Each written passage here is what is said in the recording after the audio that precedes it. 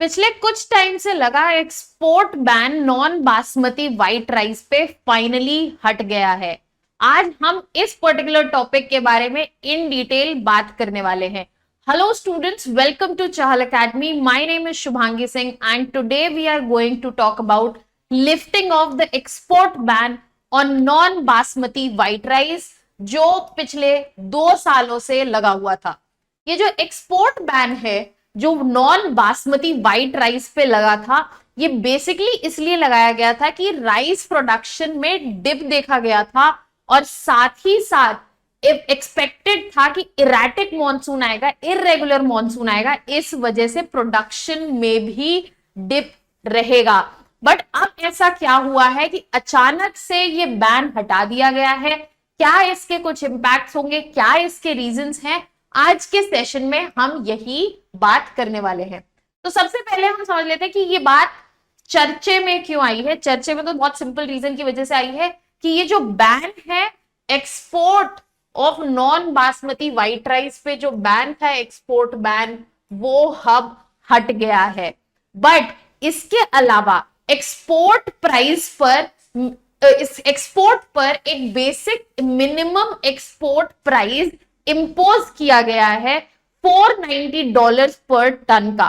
Government ने यहां पर 20% जो एक्सपोर्ट ड्यूटी थी नॉन बासमती व्हाइट राइस पे, वो भी हटा दी है। बट एक्सपोर्ट ड्यूटी 3 अलग राइस वेराइटीज पर आधी कर दी गई है। जो ड्यूटी है राइस इन द हस्क, जो कि एक वेराइटी है, पैडी और rough rice, husk, brown rice और पार बॉल्ड राइस की कम कर दी गई है 20% से 10%। बेसिकली इसको हाफ कर दिया गया है। तो ये था माजरा जो न्यूज में था। अब हम इसका थोड़ा सा एनालिसिस करते हैं, इसके बारे में समझते हैं। सबसे पहले राइस एज अ क्रॉप, इसके बारे में बात कर लेते हैं। राइस जो है वो one of the most staple crops है, स्टेपल फूड्स है, ना कि सिर्फ इंडिया में बट ऑल्सो ग्लोबली। और ये एक प्राइमरी सोर्स ऑफ नरिशमेंट है for more than half of the world's population. तो अगर आपको ऐसा लगता है कि राइस जो है इंडिया में ही बहुत खाया जाता है, नहीं, ऐसा नहीं है। All over the world almost half of the population is dependent on rice for nourishment. अगर इसकी क्रॉप के बारे में बात करें तो ये बेसिकली एक खारिफ क्रॉप है। खारिफ क्रॉप बेसिकली वो क्रॉप होते हैं जो मॉनसून के समय जून जुलाई में सो किए जाते हैं, सितंबर अक्टूबर में रीप कर लिए जाते हैं। यहाँ पर जो टेम्परेचर है वो अबव 25 डिग्री सेल्सियस एक्सपेक्टेड रहता है, इसके लिए बेटर रहता है। साथ ही साथ हाई ह्यूमिडिटी चाहिए होता है इस पर्टिकुलर क्रॉप को, और certain amount of rainfall that is in and around 100 centimetre is required for rice. India का जो टोटल एरेबल लैंड है, इंडिया का जो टोटल एरेबल लैंड है, उसमें से 25% पर राइस ग्रो होता है, राइस फार्मिंग होती है। और अगर मेजर राइस प्रोड्यूसिंग स्टेट की बात करें, so we have Punjab, we have Uttar Pradesh and we have Bengal, west Bengal, जो टॉप 3 प्रोड्यूसिंग स्टेट्स हैं।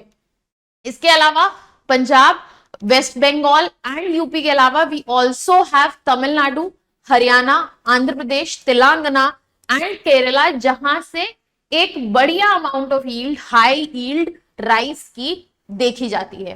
Now rice as a crop we have understood, it's very important, and let us look at the top 10 rice producing states.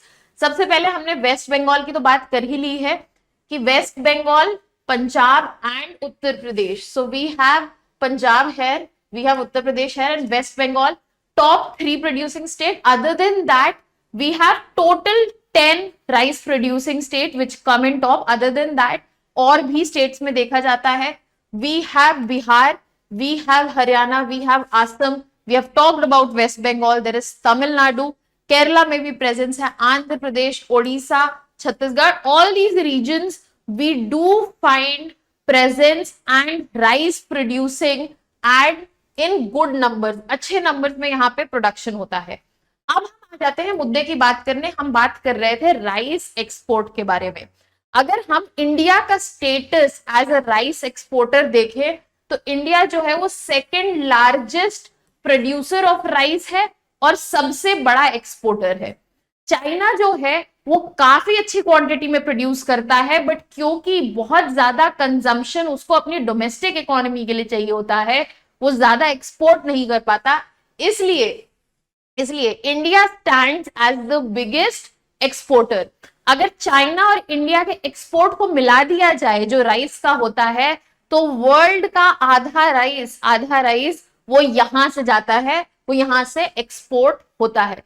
अब अगर हम export statics की बात कर ले जो इंडिया से एक्सपोर्ट हो रहा है, 2022 में बिफोर द बैन, जो नॉन बासमती व्हाइट राइस पे बैन लगा था, उससे पहले इंडिया ने almost 40% of total rice export जो ऑल ओवर द ग्लोब हुए थे, 40% इंडिया की तरफ से था। और 2023 में after the ban it came around to 33% of the total global rice exports. So यहाँ पर नंबर डेफिनेटली वेरी हुए हैं, बट जैसा कि हमने बात किया कि ये बैन जो था वो इंटरनल डोमेस्टिक रीजंस की वजह से लगा था, क्योंकि इरेटिक मॉनसून एक्सपेक्टेड था, तो डिप इन प्रोडक्शन हो सकता था, और साथ ही साथ जो प्राइसेस थे they were running high in the country. इसके अलावा अगर एक्सपोर्ट कैटेगरीज की बात करें तो इंडिया में राइस की दो मेजर एक्सपोर्ट कैटेगरीज है। First we have basmati, then we have non basmati. Non basmati में फर्दर बाइफर्केशन है। We have rice in husk of seed quality, other rice in husk brown rice, parboiled rice, non basmati white rice जिसपे हम ban की बात कर रहे हैं, एंड देन ब्रोकन राइस।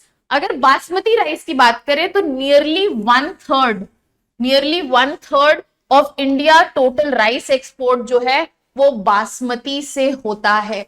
और नॉन बासमती की बात करें तो इन द ईयर 2023-24 यहां से ऑलमोस्ट 22 लाख टन हमें नॉन बासमती राइस एक्सपोर्ट से देखने को मिले हैं। जो हम एक्सपोर्ट बैन की बात कर रहे थे वो सिर्फ नॉन बासमती व्हाइट राइस पे था, not on all the categories of non basmati rice. तो इस वजह से हमें यहां पर एक्सपोर्ट देखने को मिला है। हमने अब ये समझना है कि फाइनली ऐसा क्या हुआ कि ये बैन जो है हटा दिया गया, ये बैन को हटा दिया गया। सबसे पहला रीजन तो ये है कि हायर सोइंग एरिया, इस बार जो सोइंग हुई है एज ऑफ दिस पर्टिकुलर सितंबर, जो एरिया है अंडर पैडी उसमें बढ़त देखी गई है 2.2% एज पर द एवरेज, जो 5 ईयर एवरेज देखा जाता है उससे काफी ऊपर देखने को मिला है। और क्योंकि मेजर प्लांटेशन जो होती है पैडी की वो खारिफ सीजन में होती है, तो इस बार देखा गया है कि सोइंग एरिया जो है वो पैडी का बढ़ गया है। साथ ही साथ अपकमिंग डेज में रिकॉर्ड प्रोडक्शन का एस्टिमेट है कि जो प्रोडक्शन होने वाला है वो बम्पर प्रोडक्शन होने वाला है। मॉनसून अच्छा गया है और यहां पर टोटल एस्टिमेट जो है वो 140 मिलियन टन के करीब का है, और ये 1.5% ज्यादा है लास्ट ईयर से। तो जो इशू था कि पिछली बार इरेटिक मॉनसून एक्सपेक्टेड था, प्रोडक्शन कम होने वाला था, इस बार वो इशू अब एग्जिस्ट नहीं कर रहा है। हायर सोइंग एरिया देखने को मिल रहा है, साथ ही साथ रिकॉर्ड प्रोडक्शन एस्टिमेट्स आ गए हैं, और यहां पर आउटपुट जो है, आउटपुट भी वो बढ़ता हुआ दिख रहा है। इसके अलावा जो होलसेल प्राइसेस है उनमें डिक्लाइन देखा गया है। इसके कई रीजंस है होलसेल प्राइसेस में डिक्लाइन होने की वजह से। सबसे पहला तो ऑब्वियसली गवर्नमेंट की पॉलिसीज यहां पर फंक्शन करती हैं। जो डिमांड है एट होलसेल लेवल, अगर वो सबड्यूड है, अगर वो कम है, तो होलसेल प्राइसेस जो हैं वो कम रहते हैं। तो यहाँ पर होलसेल प्राइसेस में डिप देखा गया है। तो यहां पर अगर प्राइसेस को इंक्रीज करना है तो डिस्ट्रीब्यूशन के एवेन्यूज बढ़ाने होंगे, इसलिए एक्सपोर्ट का जो एवेन्यू था वो अब खोल दिया गया है, यहां पर खोल दिया गया। फर्दर मोर ये भी देखा गया है कि सरप्लस स्टॉक्स, जो सेंट्रल पूल है राइस स्टॉक का, वो ऑलमोस्ट 320 लाख टन है सितंबर 1 को। इसमें अनमिल्ड पैडी है, टोटल राइस है, and all varieties of rice. तो जो स्टॉक्स हैं जो सेंट्रल पूल में रहते हैं वो इस वक्त सरप्लस में है। तो ऐसा भी नहीं है कि हमें जो प्रोडक्शन की जरूरत है वो स्टॉक्स को फुलफिल करने के लिए है। तो अनदर रीजन कि एक्सपोर्ट एवेन्यू जो है उसको खोल दिया गया है। Now because of all these factors जो इम्पैक्ट आएगा इस बैन को हटाने का, हम उसको भी एक बार ध्यान से देख लेते हैं। सबसे पहले है कि ये जो एक्सपोर्ट रिस्ट्रिक्शंस हटे हैं, सबसे पहले तो डायरेक्ट बैन हट गया है नॉन बासमती व्हाइट राइस से, और इससे एक्सपोर्ट मार्केट जो है उसको हेल्प मिलेगी, उसको रिवाइटलाइज होने में, ग्रो करने में हेल्प मिलेगी, specially for non basmati white rice. और यहां पर ट्रेड अपॉर्चुनिटीज इससे फर्दर बढ़ेंगी। तो एक्सटर्नल ट्रेड जो है उसमें बहुत हेल्प मिलने वाली है इस पर्टिकुलर मूव से। साथ ही साथ जो स्टेट इनिशिएटिव है, स्टेट गवर्नमेंट जो है, अब उनको ऑथराइज कर दिया गया है कि वो राइस जो है वो खरीद सकती हैं वेलफेयर स्कीम्स के लिए at very low prices. Further more अगर हम एक्सपोर्ट की बात करें तो एक बहुत बड़ा export share non basmati white rice के पास था। अबाउट 25% ऑफ इंडिया का जो टोटल एक्सपोर्ट होता था बिफोर द बैन। अब ये बैन हट गया है तो ये जो है एक्सपोर्ट एवेन्यू 25% का वापस खुल जाता है एक्सपोर्ट से। और ये जो क्रूशियल मार्केट सेगमेंट था नॉन बासमती व्हाइट राइस का, वो इससे फुलफिल हो पाएगा, जिससे हमें एक्सटर्नल ट्रेड में हेल्प मिलेगी। अब इकोनॉमी को तो हेल्प मिलेगी, अब फार्मर्स को क्या बेनिफिट होगा?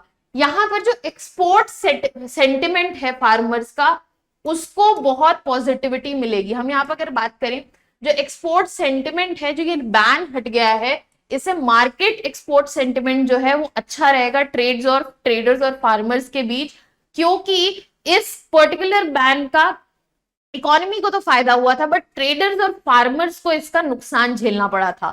प्रीमियम वेराइटीज जो है, फार्मर्स जो प्रीमियम वेराइटीज ग्रो करते हैं, जैसे कि सोना मसूरी, ये एक वेराइटी है नॉन बासमती राइस की, specially grown in Karnataka, Andhra Pradesh, Telangana, इनको सिग्निफिकेंट बेनिफिट मिलेगा बिकॉज इनके लिए भी एक्सपोर्ट एवेन्यूज खुल गए हैं। और यहां पर एक नेगेटिव इंपैक्ट भी हमें देखने को मिल रहा है कि होलसेल प्राइसेस तो डिप कर रहे थे, हमने पढ़ा, बट रिटेल इन्फ्लेशन जो है राइस के प्राइस में वो अभी भी बढ़ रही है।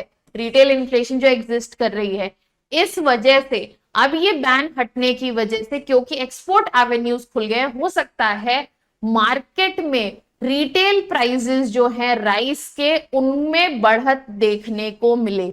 एक्सपोर्ट मार्केट स्ट्रेंथन होगा, बट यहां पर इन्फ्लेशनरी प्राइसेस जो हाउस होल्ड बजट्स को इफेक्ट करेंगे, क्योंकि राइस जो है, हमने स्टार्टिंग में बात की कि स्टेपल फूड है, स्टेपल क्रॉप है, जो कि almost 50% of India and the world में खाया जाता है।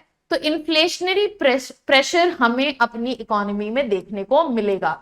इसी नोट पे हम एक प्रीलिम्स प्रैक्टिस क्वेश्चन देख लेते हैं। I will ask all the students to put down their answers in the comment section and our team will reply on that. Which of the following statement are correct regarding rice production in India? तो यहाँ पे correct statement पूछी गई है। First, India is the largest exporter of rice globally. Basmati rice accounts for more than 40% of India's total rice export. The majority of rice produced in India is grown in Kharif season. Now, all these statements, you have gone through them in this particular session. You just need to recall and apply them, and then you can put in your answers in the comment section. आप अपने answers comment section में भेज सकते हैं। ऐसी और भी videos और topics को clarity से समझने के लिए आप हमारे YouTube channel चहल Academy पे videos देख सकते हैं। That's all for today. Thank you so much.